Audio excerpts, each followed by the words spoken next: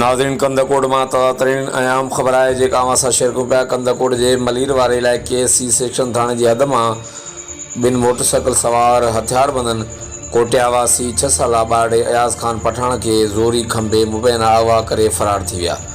पठान बिरादरी पारां रोड ते गाॾियूं बीहारे एहतजाज। SSP कश्मीर कंदकोट का नोटिस वठण जो मुतालबो। ओॾां नींगर के घर में कोराम मतल। पुलिस बर वक्त वाक़े वारे हंधि पहुची वारसनि खां वाक़े बाबति मालूमात वठी वधीक जांच शुरू करे ॾिनी आहे।